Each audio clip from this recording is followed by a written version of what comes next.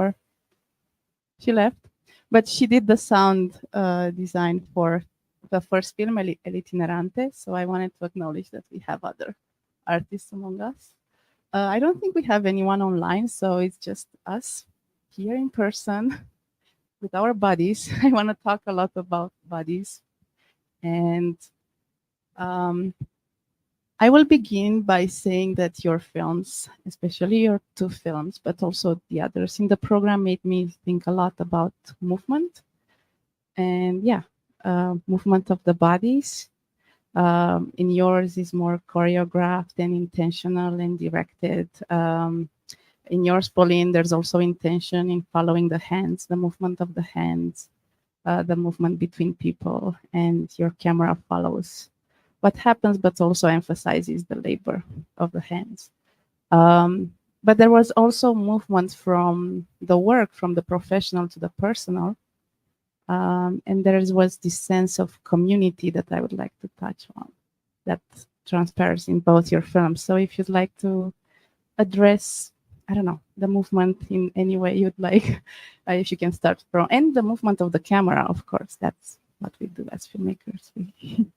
We move, we focus, we point out to things. So, yeah. So I made the film Contractions, and it was probably the only film that was, as you said, choreographed. I shot the film in Memphis, Tennessee. I knew that I wouldn't be showing any faces. I worked with a group of reproductive justice activists, and then with two women who are, in a sense, workers. So it actually, in my experience so far with this film, hadn't been shown in this context where you think about medical work, you think about the activism of the underground labor and driving as all forms of work and movement. And when you bring those two sensibilities together, you create community.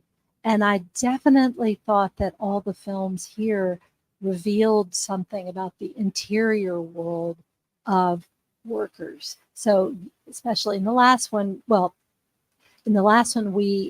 projected what we had already seen, and we could think in a sense about those workers, though we didn't hear from them. But in most of the other films, we had the opportunity to enter their internal worlds, which I thought was really beautiful in light of the movement. So that was a great question.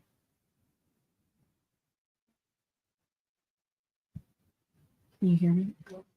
Thank you for that question. And thank you for your work and to all the artists.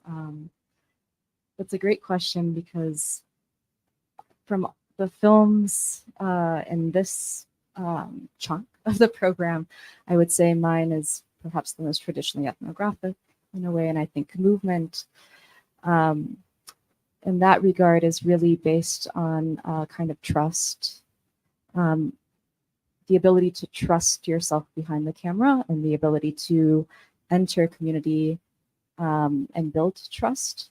And so there are certain parts where I'm moving, where I'm sensing a certain moment of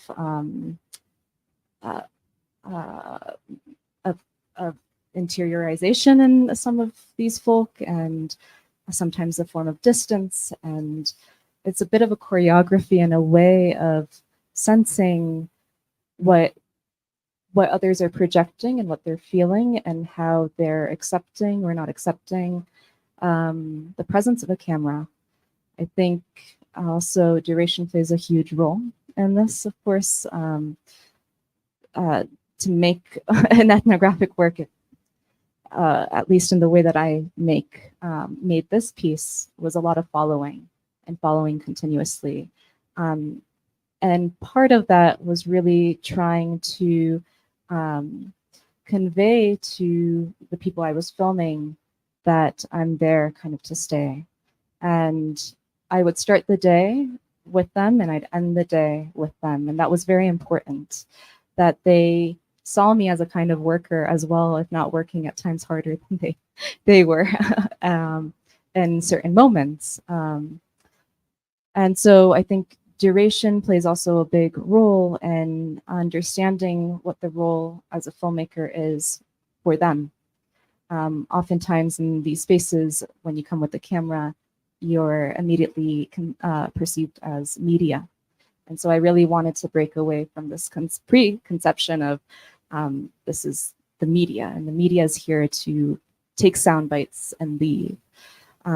So yeah, thank you for that question. Yeah, I think movement was about a choreography of bodies that was in a raw state, and also duration. And patience, you have patience there. You, especially with a shot that is very close to the end, when you have that man talking about his brother and the houses that he has. There is this moment where he says that, and as an editor, you would think, oh, I would cut now, I have my soundbite. And then you stay for a minute or more with him working, and then he reveals even something more interesting at the end. And like seeing that shot, the length of that shot, and the patience, and being like, okay, the people will give you something at first, but if you stay for longer, they will open up even more, and you just need to have that patience. So this made me think of that. As it happened in my practice as well. As much as you stay, you kind of dig deeper, right, and go deeper into that. I'll actually say most definitely my film was the opposite. I had to plan everything. I had pictures drawn because for each shot, to shoot a film around the topic around the issue of abortion in Memphis, Tennessee is very charged, and we had 3 hours to do it. And on a hot day in a building that was no longer offering the services, but it was recognized as a place where such a thing had happened. So actually one of the co-producers on the film told me she was going to be finding a volunteer marshal, and you actually to see the truck where the marshal was, and then after we finished, weeks later, she told me there were 14 volunteer marshals in buildings surrounding us. So there was no opportunity for patience. There was just this kind of commitment to the same impulse, and then we quickly departed. So it's like wonderful to hear about the time, like the idea that you spend a whole day, and I have made films like that. This just was not that experience. Yeah, you definitely. Yeah, it was challenging, and I'm happy you could make it under these conditions. It wasn't that challenging really to make that day. It's just that the bigger world was challenging because I was working with people who were so engaged and just really in a theater troupe. Even though they didn't all know each other, they said, we're going to do this, and quickly. So I don't want to I think your film was harder to make, at least in the production. I'm wondering, you both deal with urgent topics. You're very thoughtful, engaged documentary filmmakers, I would say, or artists. I'm wondering, when does this happen? Let's say you hear something in the news or something happens in the world that impacts you. When do you decide to make a film about it? How does this process work?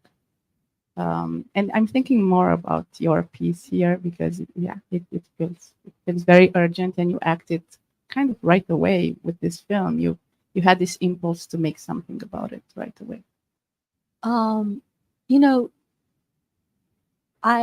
For my work, so often the idea comes to my mind, and in this case, I had thought, what can I do about the current state of crisis around reproductive justice in the United States. But I had so much doubt about how my own filmmaking practice would fit in. And then a woman named Christy Guevara Flanagan, who's also a documentary filmmaker from California, kind of put out a call for people to go to clinics that no longer offered that or no longer could offer the service in a state where it was now essentially illegal. And she said, try to make the film at the actual building, and so and don't show and allow the people in the film to be anonymous. So actually, I took that very literally. She said I followed the assignment more than anybody, and I thought, okay, this is kind of a release. I don't have to worry about people's faces and how, whether they decide to wear makeup or not and how they're feeling that day. I'll shoot them from behind. And everybody was kind of loose because of that. And then we created a collective. So we were talking earlier here during the Argentinian film about collectives. We have a collective called the Abortion Clinic Film Collective. So there was a film made in North Dakota, a film made in Arizona, and a number of others, Kentucky. And so we've shown those films together, and it's just this mutual support. And so we were as another form of community, behind the scenes community. We had very, very involved dialogue, and then we each went off and did our own thing. So that collective spirit kind of gave me the in a sense the permission to move forward. Can these films be seen together somewhere online? Actually, right now they're kind of somewhat touring. We don't have them all online, but I think that will happen any day now. I guess I'll say here that my film is the New York Times actually put it on their website as a recognition for the second anniversary of the Roe versus Wade being erased, and for abortion right, a constitutional right to an abortion. So, but other films are showing in other places. Pauline, you started this research in Bulgaria, and I'm wondering if you can talk a little bit how this film ties into your overall research for your PhD. That's a big question. Thank you. So, yeah, it's hard because I think sometimes we're wearing two hats at once, and I think that does a disservice to one work or another. And I've filmed once or twice where I've tried to carry both at the same time. So have my research questions that are more dissertation based, and have my filmmaking hat on, and it's never worked. It always seems to fall at the seams, or dissolve. And so when I'm thinking about films, I'm trying to think in the practice of making. And so, but it does tie into a larger project as well. So I'll try and figure out how I'm going to tiptoe and collect my thoughts around this. But I started this project at a time when I was starting another film project that is still ongoing with a friend of mine, Maya Shopova. And we were very interested in Sliven, in this post-industrial city where this archaeological dig takes place as well. It's a city that's kind of been left behind by the transition from socialism to post-socialism. And we were interested in the people that are left behind, and the people that are also finding kind of new life and foraging in the mountain where the city is at the foothills of. And then it became now it's a film about kind of a wind that blows through the mountain and the different beliefs or or some people believe that the wind exists, some don't. Others think that it's gone extinct. And that touches upon kind of a generational shift, a migration from more rural to city, from smaller cities to the bigger capital, from bigger capital outwards.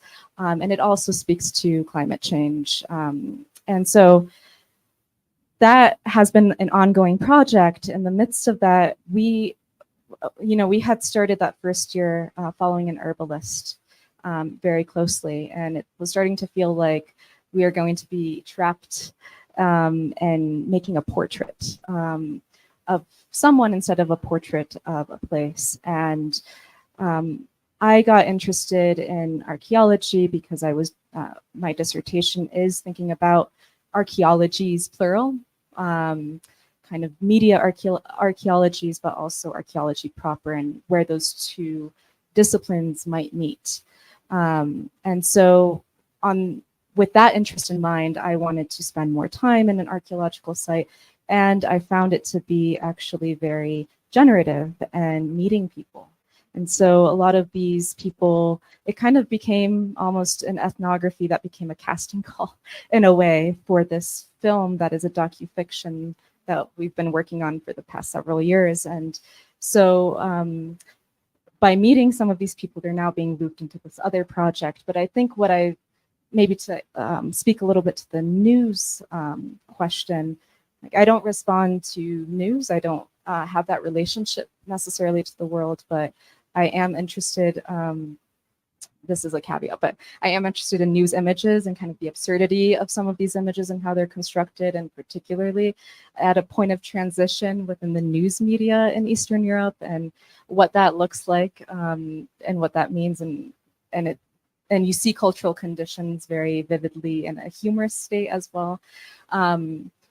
And what I was interested in with the archaeology site was that this is part of a larger project of a kind of documentation of a periodization, perhaps, of this transition period, and one that also ties into, as well, a collective, and collectives are super exciting and interesting to think about in terms of, I think, the methodologies that they allow for us to bring back into our film work, but also from the film work outwards.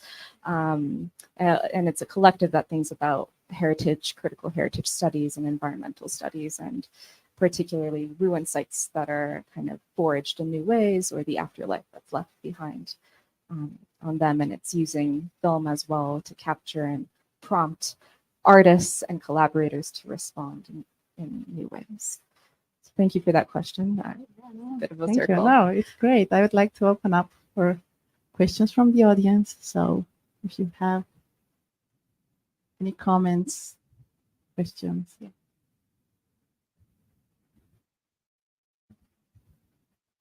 So my question is for Lynn. I thought your film was very moving and impactful for me. And what stood out to me a lot, and you were talking about the use of anonymity in the film and shooting everybody from behind, there is the moment near the end where the actors turn around and you see their faces. And for me, that was the standout moment of the film, because it feels like such a strong visual metaphor for the way that these women are made invisible, have to be hidden, silenced, underground. And the way that they turn around seemed to me that it was returning an amount of personhood and identity to them. And it also made me think about the necessity of collective, of solidarity, of community. And so my question is, spending so much time in this space, in this thought space with these people, are there any illuminations or insights you can share about how we can cultivate community and solidarity for these women who are often unseen and have to remain so? First of all, thank you for being so observant. I'm sure other people too noticed that there was a shot where they turned around, and it was a critical shot to me, and I actually had to go back to every single person who was recognizable in that shot, or even standing within the frame, and asked them. I gave them a screenshot and I said, is it okay for you to be in this. And luckily they said yes, which took it to, in a sense, an ethnographic shift, because it established another level of trust between me as maker and those women and men who were assuming that they would have the a kind of invisible status in the film. In fact, there is one woman who participated, but she's not in that shot, and she's a local politician, and I think she probably would have said no. Then you can blur the face, but I didn't have to ask her, and it really was a kind of reveal that I thought gave them presence, and I'm really glad that you brought that up. And then in the other side of it is that I was in the midst of making the film and interacting actually more after the making of the film, having conversation. That's actually the gift of filmmaking, is that you work with a lot of people and you create relationships that wouldn't have happened if you all weren't equally energetic and intentional about something you believe. Maybe it's just you believe in being in the project. Like they believed enough in your piece to speak so openly in front of your camera. And so that believing took us to a kind of a level of bonding. And so I went, while I was editing the film, which of course took about 6 months, I went back to Memphis. I got all the people together and we went into a recording studio, actually one that's quite well known for recording music, and they let us come in for free. And I asked them to speak, to hum, to articulate whatever they felt about this topic. And that's in the film in a somewhat quiet way, because as you know, I also have the conversations with Dr. Looney and the driver. But with those participants who are visually in the film, I made this other piece, which you all can hear outside. It's a sound piece that sometimes I've shown just a couple of times in total darkness, where you hear their like their sense of the times and the trouble and state of, or lack of, bodily autonomy for women in the United States right now. So it has it's kind of like an addendum that I made, but like we actually haven't shown it in Memphis. I hope it'll happen soon, but we showed it privately to about 100 people who had some relationship to the project. And Dr. Looney came, and I was extremely nervous because she didn't tell me that she didn't watch the link I sent to her until we were sitting in a room like this. And luckily she gave me like a hug and was happy about it. But every person in your film, every single person, you have to prove your integrity to that person. And it's a very tricky, kind of delicate situation that means that you're always considering how they'll feel, and it's outside of the releases. It's something else.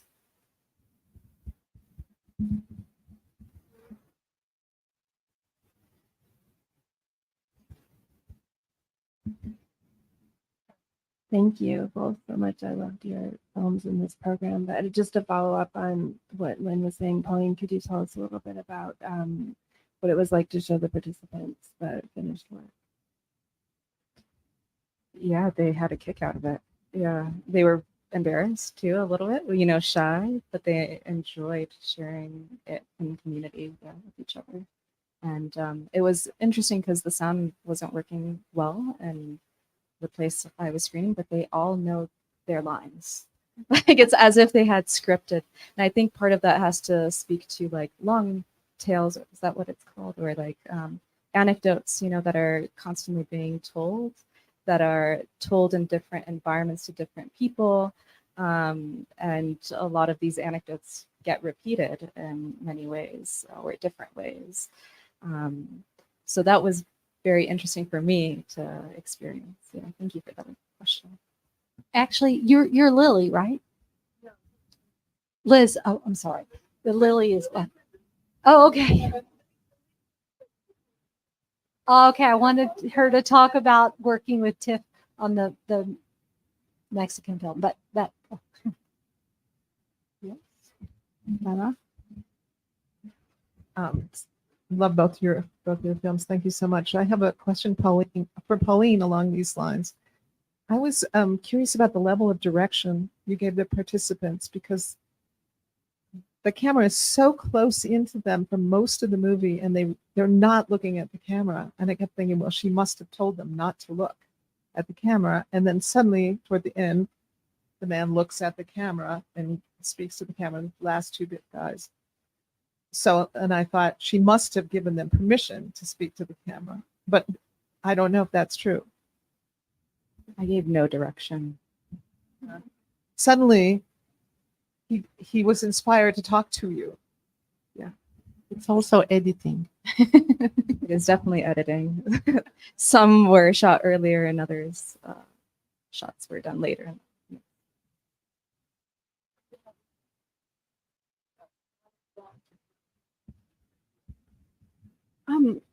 To what extent did you guys think of this as an organizing project, or did you before going in to the project? Does that make sense? Organizing in Like, I think, Like- sorry, I think of this as like, I'm like a labor studies person, so I think of like these films as organizing projects in that you are working directly with workers and then especially like showing them like what they are doing in community, especially in situations where it's under darkness or there's not a lot of talk able to happen.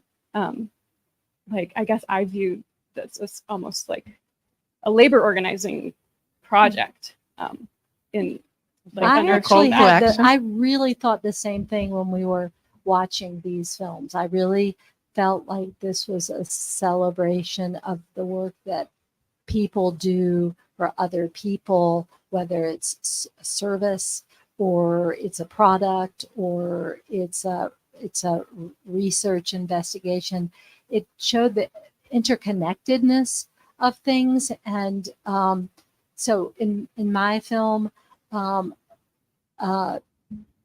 actually, I'll say something. When the film was posted on the New York Times, they said that it was a film about two workers. And so I took a gulp about it. I thought, how will, like, yes, one is an underground volunteer worker. She drives people from Tennessee to Illinois. That's work, even though she's not paid. And then there's the doctor. But in our stratification of work, sometimes we don't call doctors workers.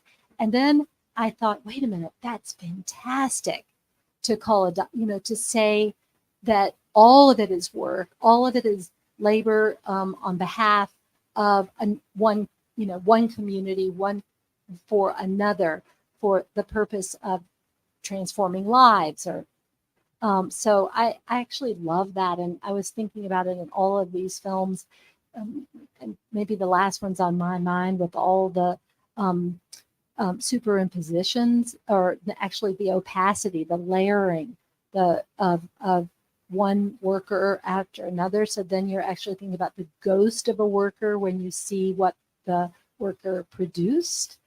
So there were a lot of layers to thinking about that. But I appreciate your asking.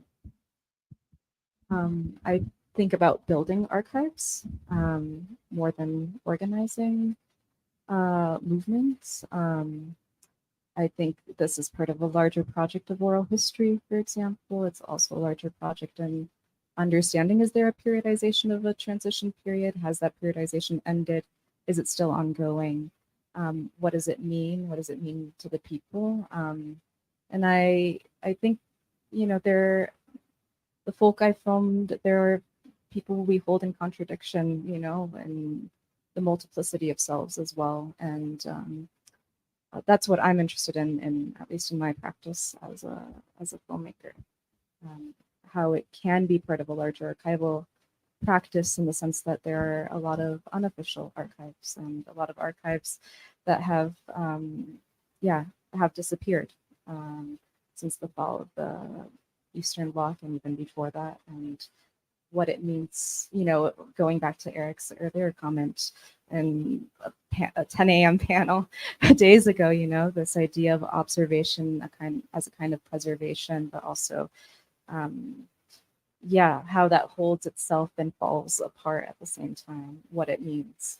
I'm very interested in that. It's I'm interested in practices that create questions or open up spaces for question. Don't really provide answers. I was interested in what Pauline said about post-socialist psychology. My spouse and I were actually driving around France when the Berlin Wall came down, and tiny cars bulging with muscular East Europeans were pouring into France and bursting at the seams. It was really quite spectacular to see. But and these days still, you see a lot of trucks with Bulgarian plates in Western Europe.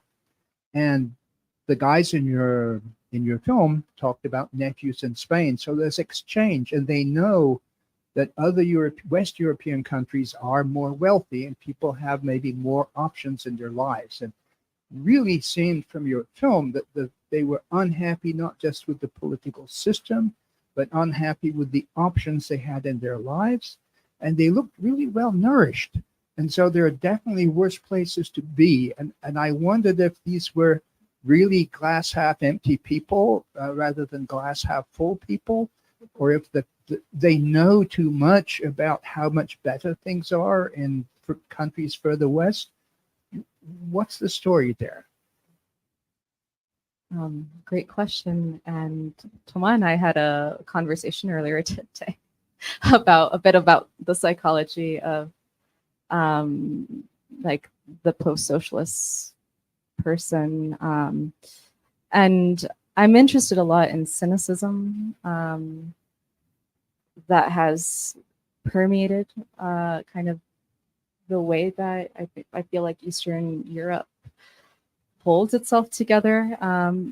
And it doesn't come directly, actually, Tomat talked about this a little bit more than I did, but it doesn't come directly out of like socialism. It comes in prior to that as well. And this idea of balkanization as well, right? Like what it means to always be peripheral to the West, where the European project is both one of colonization in Western Europe, but also one of subordination of Eastern Europe in a way. And so, I mean, it's a strange space to kind of navigate and to move through and to think with.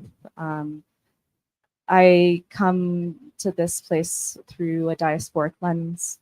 My family left in the 90s, like so many, when the borders opened up, and it was a privilege to finally be able to leave, right, to see what's outside. And I've, there's that question of diasporic intimacies. Where is home? Where do we actually feel like we belong? You go, you talk to locals, they're unhappy. You are here, you're unhappy. Like you can almost never satisfy the cycle of, where do you actually land? I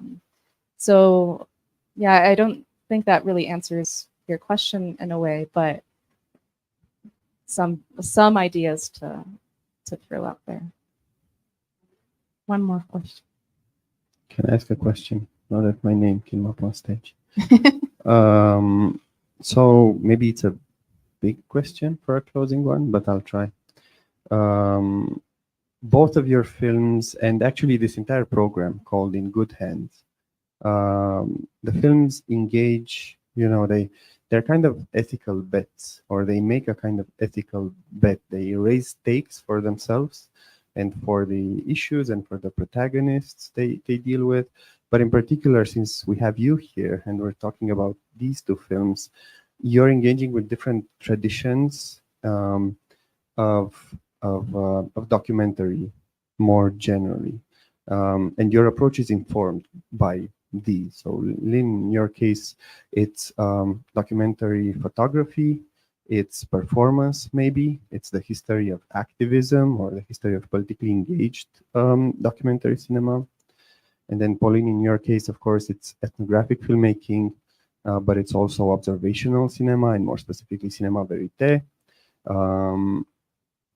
Did you have any doubt, or you've spoken about this at different times in the conversation, but I'm wondering, in terms of specifically your approaches to developing, filming, editing these projects, were there any moments of doubt or skepticism maybe about these traditions you're employing or entering in conversation with? And then where your role should be, or where your film should land within this bigger history that we all become part of when we make this kind of work.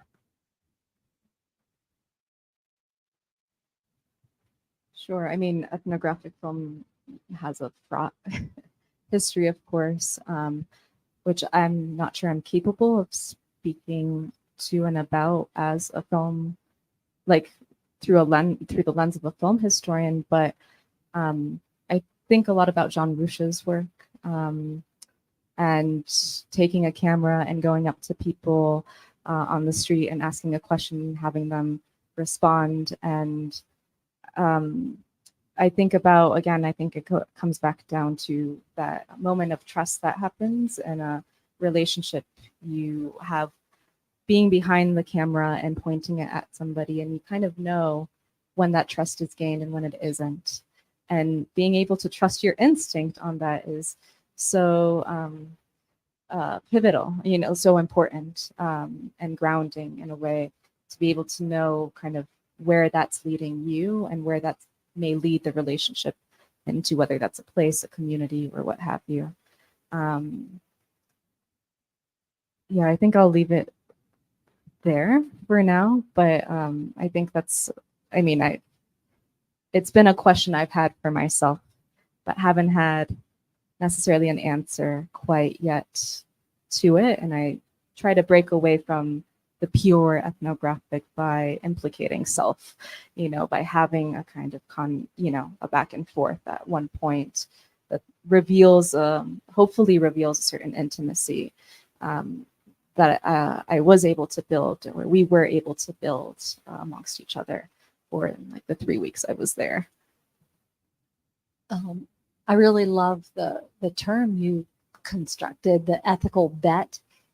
It's part and parcel of working with reality, because you don't necessarily set up what people might call a social contract. You have assumptions about where the work will go. You want to listen. You use terms like collaborative because you feel like you're more porous in your approach, and you want to be sensitive to what people expect. But throughout all of it, I personally have doubt about my own place. I was even looking at some of the films today where people use the word directed by versus the word film by.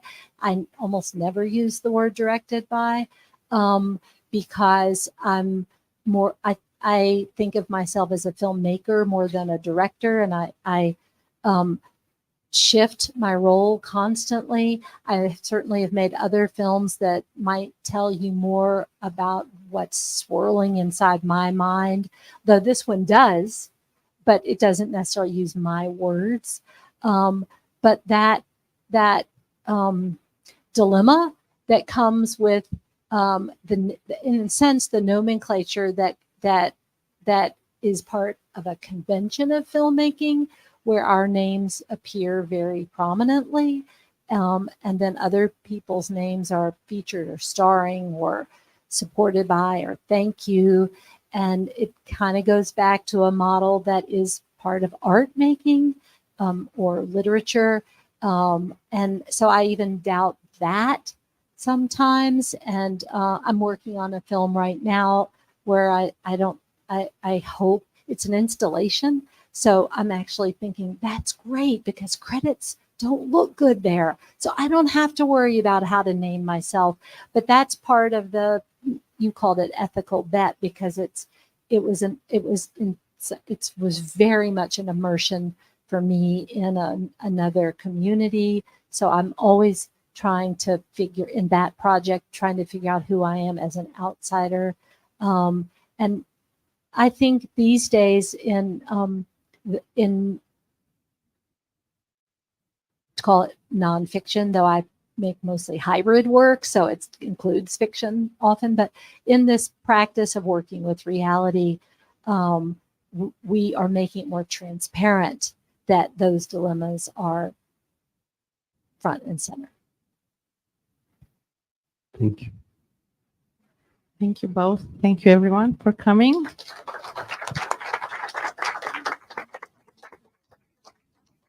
And come back for the 4 p.m. screening. The 3